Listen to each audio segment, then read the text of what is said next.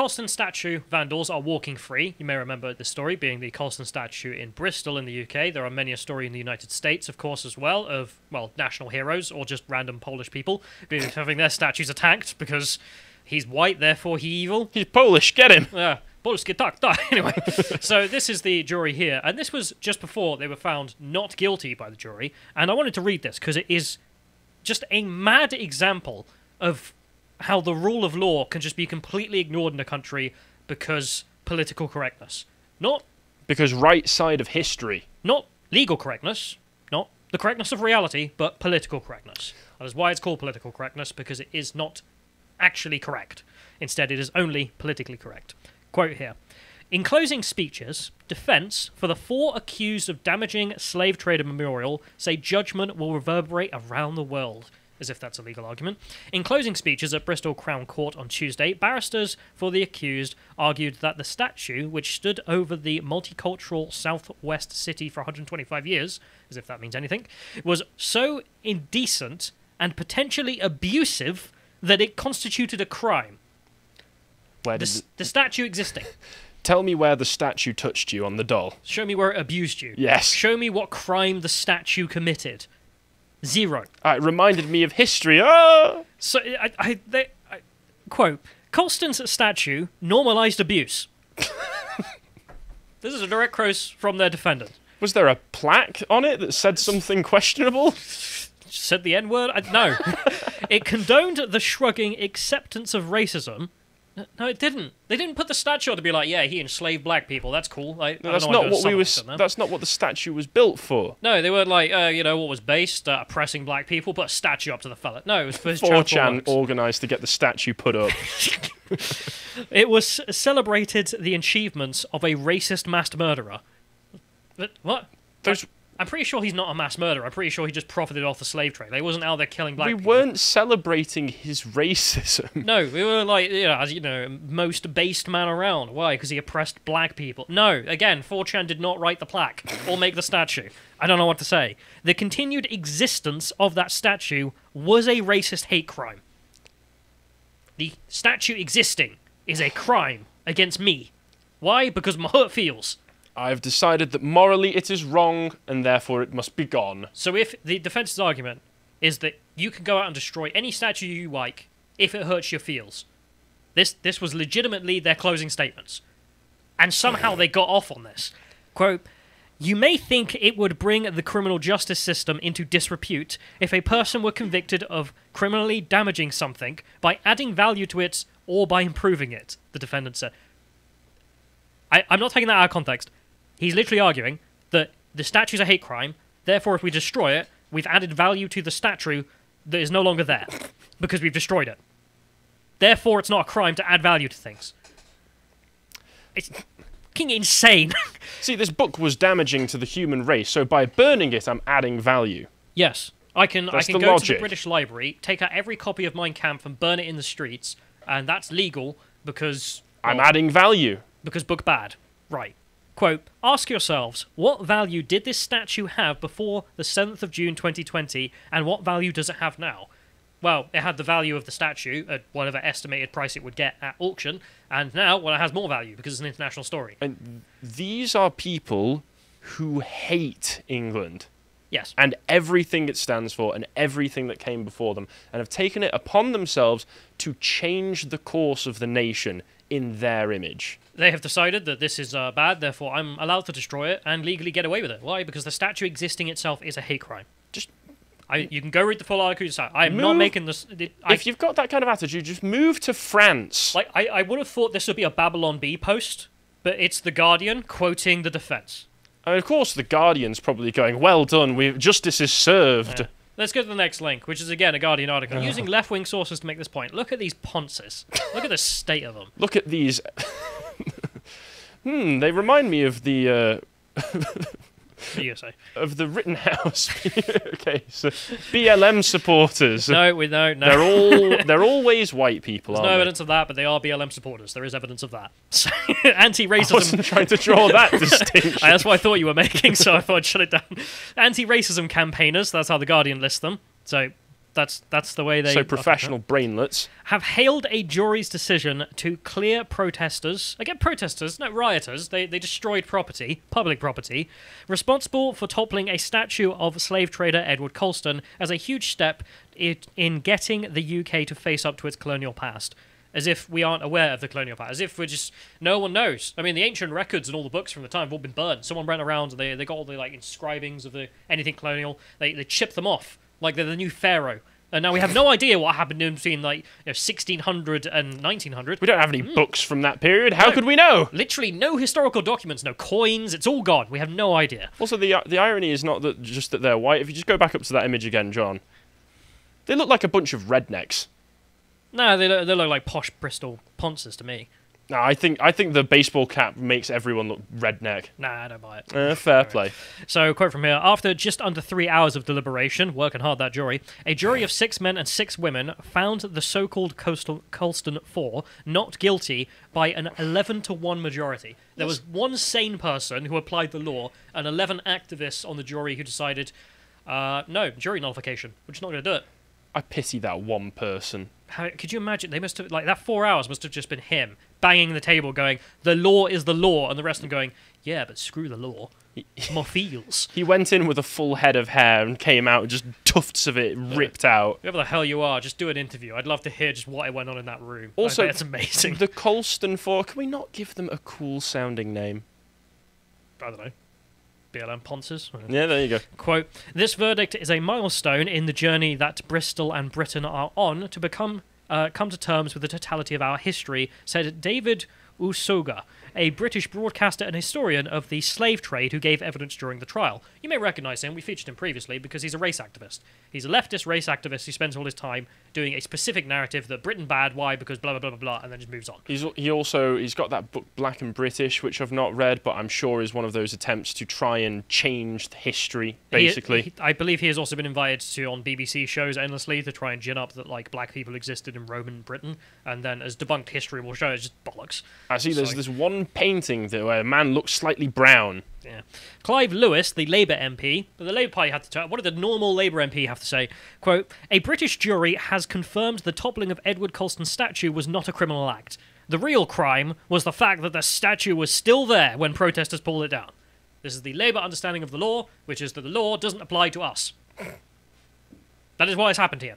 This case is a direct attack on the rule of law by them saying, if we break the law, doesn't apply to us. Whatever we do, whatever we break, whoever we harm, whoever we kill, frankly, we don't have the law apply to us. That is how the law should work.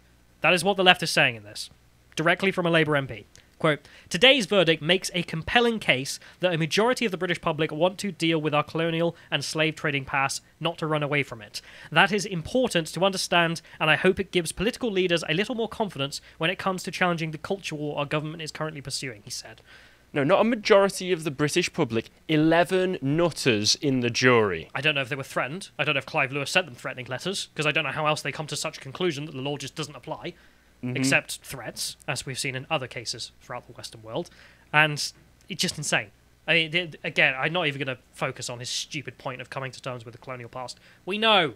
We had this discussion. You are just a liar. You do not care about anything. All you are here to do is badger people with a club.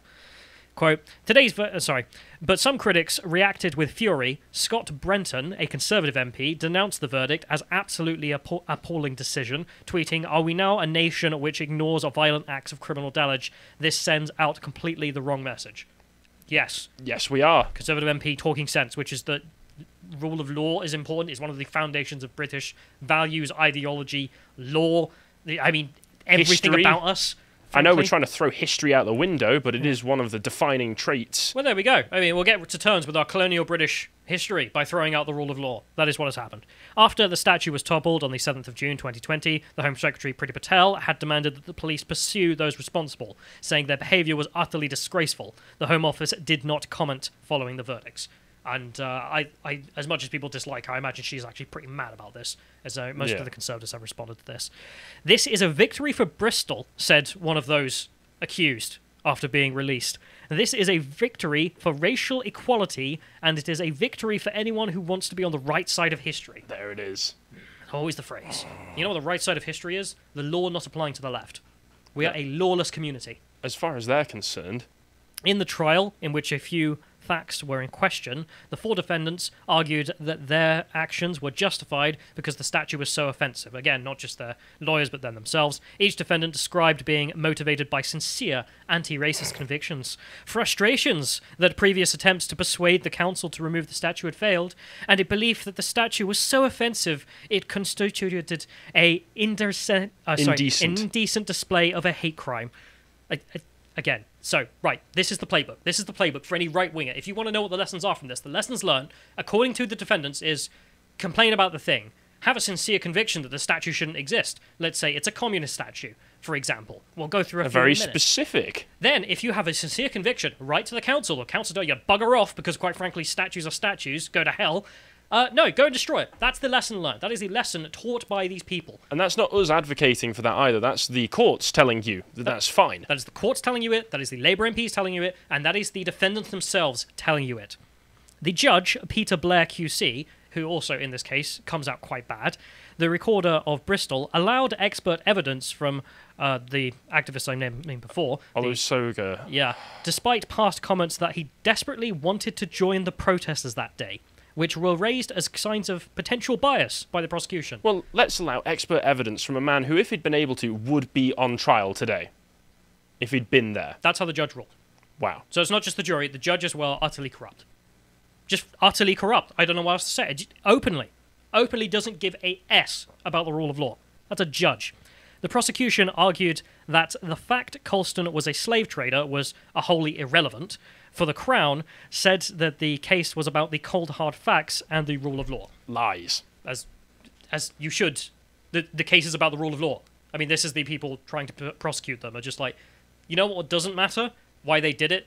Because why they did it is not the law. The reason of why they did it is not included in the law. The law is you broke public property.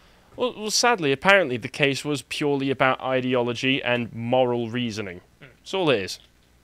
Tell you, that's making me furious. Jurors were shown CCTV capturing each of the defendants playing roles in toppling the statue.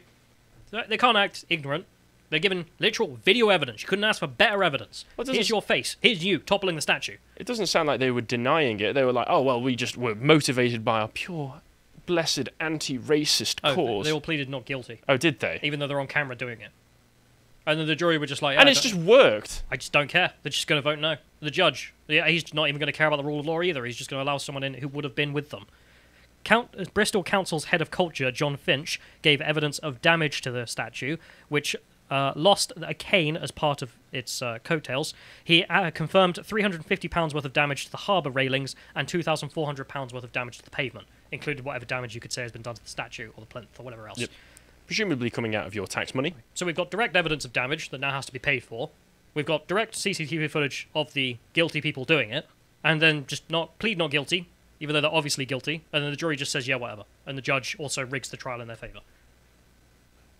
There is no law. There just is no rule of law. Did they hand out sleeping tablets to the jury during the case? They were like, you'll need a little nap for this one. I assume they have a Molotov cocktail to the head. I don't know. So if we go to the next link, we can see another Conservative response to this. This is actually a dividing line on partisan lines, thankfully, at the bare minimum.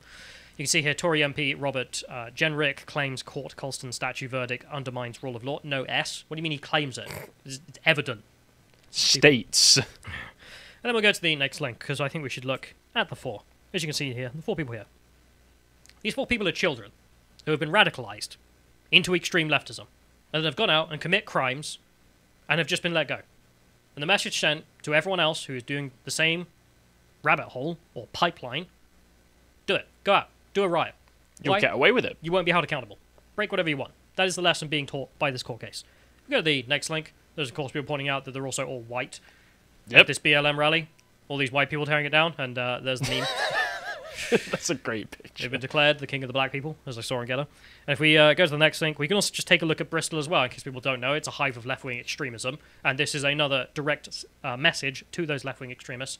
Do as you please. We will not charge you, or we will not convict you. We will let you go on your merry way, even if you're caught on camera, even if you've caught damage, and we've got all the evidence against you and nothing for you. We will just let you leave. This is an example here of when Carl was doing his Southwest tour, and in Bristol was one of the places where we had Antifa people turn up and try and attack Carl. Because Yeah, so this absolute Chad of a man right here with his bulging crazy eyes. yeah, if we go to the next link, there's more of that as well, in which one of them was shouting at him to punch him, and he was just like, no, go away, you weirdo. And if we go to the next link, we also just have the riots, which you may remember. And if you can scroll down on this, John, until you get to the burning police car. Again, just a hive of leftism. There you are. I assume these people have also just not been charged or convicted, because to hell with that. Can we deport these people? Yeah. And as I mentioned, what is the right? What are the rightists to learn from this, Mr. Judge? Remember how you say the outcome of this case will be heard around the world? You think it's only going to be heard by left-wing ears. There are no right-wing ears who might be listening in. I might get the message, as you have given, that violence pays. That if you topple statues that offend you, that is legal. Or at least, I will rig the trial in favour of you to try and get you out, and the jurors will just ignore the whole thing because me feels. If you call a statue a hate crime against your community, let's say it's the English, do as you please. That is the lessons that are being taught by him and his jurors. Let's go to the next link. Because, of course, this was learnt by some people, making the point. And as you can see, Darren Grimes saying here, with a statue of Karl Marx, which is, I believe, in London or something. How about it, lads? You in. Hashtag topple Marx, hashtag legal now. I mean, what argument do they have against it? This is German imperialism on British soil. Yeah. This is offending the indigenous people of this land. As a capitalist, as someone who believes in property rights, my community is seeing this as a hate crime. As an English person, this is imperialism upon my lands by some foreign ideology and foreign man. Also, just the numbers of people killed by his ideology. I mean, do none of the Poles who live in Britain, none of the Ukrainians, none of the Lithuanians, or on and on and on we could go. Ethnic minorities, because you care so much about them, I'm sure, who live in London. Marx had a few choice words about ethnic minorities, I'll tell you that. What about the Jews? What about black people, or the N-word as he loved to call them? So, of course, I mentioned the Jews because Karl Marx was an anti-Semite, even though he was Jewish, which is a weird thing. But if we go to the next link, of course, there is the response to Darren Grimes here from one leftist who got put on left-wing cringe. Darren Grimes inciting to people to topple the headstone of a Jewish man in a cemetery. A self-loathing Jewish man who denied that he was Jewish. We should be able to do it. We should be able to break the law, just not you. That's the argument. If we go to a liberal response to this, of course, we can check out Stephen Knight here, who's saying, here's a statue of Friedrich Engels, located in my hometown of Manchester. It's an authentic piece of Soviet propaganda salvaged from Ukraine. I strongly resent everything it represents. However, I want anyone caught destroying it to be convicted of a crime. Too bad, Stephen. I am sorry. I could agree. I've made this argument many a times, even if there are statues to Adolf Hitler found out in the wild. Engels was part of the Manchester community. He helped to run a factory there, so you could make that argument. But, I've made this argument before, especially in regards to Russian statues or the tomb of Lenin or Stalin, or even if there's a statue to Hitler or whatever else. You keep them because it is a memory of what people did, especially your people. You learn what people did in the past and they were sincere about it. It is a piece of history regardless of what you feel about it. And, no, too bad. The law now in England, de facto, not de jure, but de facto, evidenced by this case, is the rule of law does not matter if your feelings are hurt. That is what this court and this judge have put out to the world. I'm just really mad about it. I can't believe this has happened. If you enjoyed that segment from the podcast, The Lotus Eaters, you can go to lotuseaters.com to get access to all the premium content we have on the site, such as this week's Epochs, which was on the Athenian king Theseus, which Bo and Carl went through and enjoyed very much. But if you'd like to find out what else is coming out on the website, you can always go to getter.com and follow us at lotuseaters_com. Thank you and goodbye.